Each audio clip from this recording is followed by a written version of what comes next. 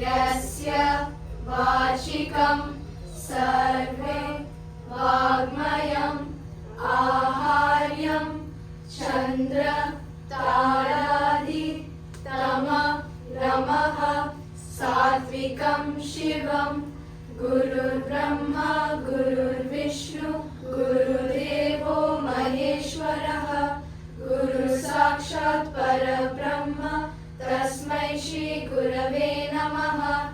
समुद्र वसने देवी पर्वतस्तनमण्डले विष्णुपत्नी नमस्तुभ्यं पादास्पर्श